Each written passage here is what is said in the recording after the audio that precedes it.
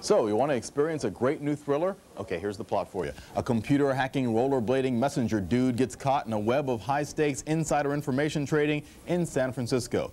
He witnesses a murder. He's on the run. A Chinese gang takes his blue-haired girlfriend named Ho hostage. Yeah, I know what I said. Sounds like a new Bond movie or something, right? Bruce Willis, maybe? No. If you're looking for a film clip, not this time. There's not one. What I've just told you about is not a movie. It's a new hot-selling book entitled The Ultimate Rush. You're looking at it. It's a hip first novel written by, or first published at least, written by an author with his own crazy story, even wilder name. He is Joe Quirk. Joins us this morning from CBS station KPIX in San Francisco. Good morning, Joe. Hey, thanks for having me. It's been a lot of fun. I read the book and I enjoyed it. Some other people here are reading it and enjoyed it as well. We call you a first-time novelist, first published, but how'd you get into this? I understand you were writing more esoteric stuff before. Well, I used to write stuff that would just, I used to write for myself and less for an audience, and I wrote more artsy-fartsy novels that were thousands of pages long. And I decided I had to write a first novel, and a first novel is really more of a genre than the first novel you ever write. It has to be fast-moving, it has to be exciting, and it has to not be too long, so the publisher is willing to take a risk with it. So once I decided to do that, I decided to really have some fun with writing, and fun is the operative word with this book. Now, I read everything about the book as if it were a movie intro. Do you see a movie coming out of this at some point? Were you thinking that when you started to put pen to paper? Yeah, the book is intentionally written in a cinematic style, and I tried to fill it with lots of eye candy to imitate visual things that we get on the movies. I would love it to be made into a movie, though I've never really seen an actor or an actress that would really live up to my vision of what my characters are. Well, there's got to be one out there somewhere. Besides, any girl will dye her hair blue to get in the films, right? Yeah, but they got to have the attitude. They have to have the specific personality of Ho. She's a distinct character. Yeah, tell us all about this girl. First off, the name Ho. Where did it come from? I understand that Ho Chi Minh had as much influence as the normal terminology we use now. Yeah, I know that hippies in the olden days used to name their first kid Ho sometimes after Ho Chi Minh, and that name has since taken on very nefarious connotations. And I've always been very attracted to the punk feminist sensibility in how it appropriates negative stereotypes about women and uses them as art, and thus robs them of their power. And I remember this punk girl who had a bare midriff and had the word S-L-U-T, slut, written across it. And there was something about that I found very powerful, and I like that kind of punk, in-your-face, feminist aggression. And I decided, you know, if a hippie had a kid like that, named her Ho, and she came of age in this time, she probably wouldn't change her name. And I just thought that was a cool thing, so I decided to name her Ho Chi Minh Pixie, and everyone has to deal with the fact that her name is Ho. Okay, that works out. We gave people a little bit of an idea of what the story is all about with Chet, the rollerblading messenger boy here. Give us a little bit more of the feel of the story. Why San Francisco? Why the Chinese mafia? Why inside trading?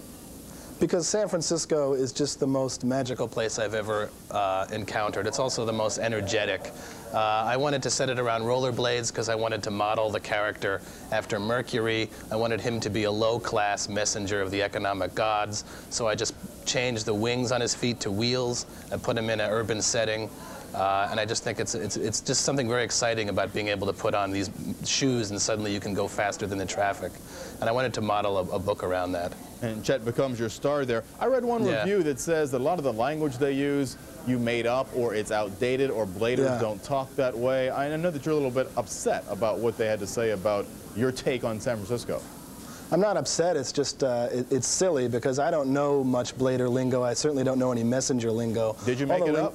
I made it all up, yeah. So there are certain journalists that say it's dated and tired, but I don't know where they get that. I guess some guys are so proud to be jaded they see even novelty as dated.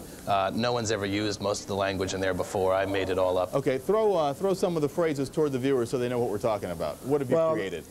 Well, there's skate moves like an acid nose pick. Some people are called ped maggots. There's Watermelon Hill. There's the padlock. There's just lots of language in there. There's internerdulation. People are dorculated. I made all that stuff up. I was trying to imbibe the spirit of hip language and sort of create my own. When you walked up to the first rollerbladers there, wherever you found them in San Francisco, were they pretty hip to the idea that you wanted to do a book about their lifestyle, their genre? I didn't interview rollerbladers so much as bike messengers, and I just did that for about 2 days. I went to the Covered Wagon and a couple places like the Zeitgeist in San Francisco. And when I told them I was writing about them, they were very excited and very interested in telling me stories.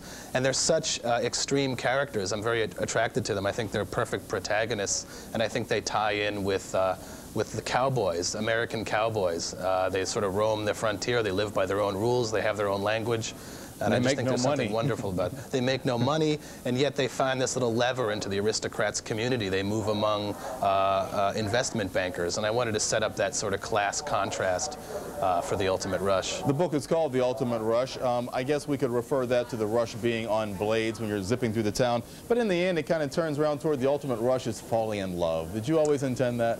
I didn't. I wanted to confront the question, what does it mean when young people pursue transcendent experiences and risk their own lives? You know, I like to hang glide, I like to ski very fast, I like to do things that senselessly risk my own life, and I wanted to think about what is that search for the ultimate rush, and is it a substitute for something else? And the book draws its own conclusion. Was it strange? You have a hero who lost his parents in a snowing accident.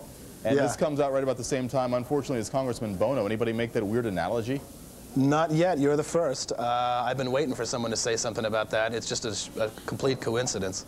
Okay. I know that a lot of writers struggle while they're trying to get that first book out there. You've achieved your peak now, but you had to do a lot of strange things while you're waiting on this one to hit. Tell us about it. Well, I've had every conceivable kind of blue-collar job. I've been a forklift operator, a roofer, a trucker. The thing I found I enjoyed most was babysitting kids. So when I moved to California, I just fell into the babysitting gig and really had a lot of fun with it. I'm the oldest of 6 kids, and I guess I had a sort of natural talent for playing.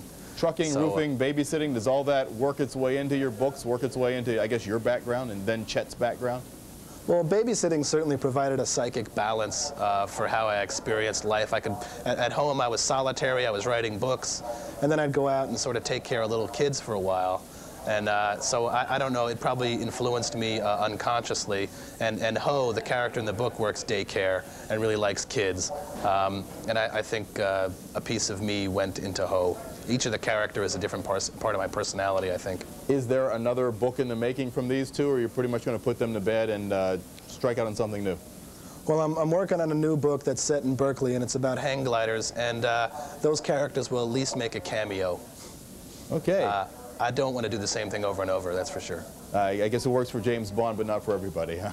Yeah. Okay. I don't want to fall into that trap. Joe Quirk, we want to thank you for joining us this morning. Up to the Minute. Congratulations on the success. I'll look for book 2 coming up. All right, well, thanks for having me.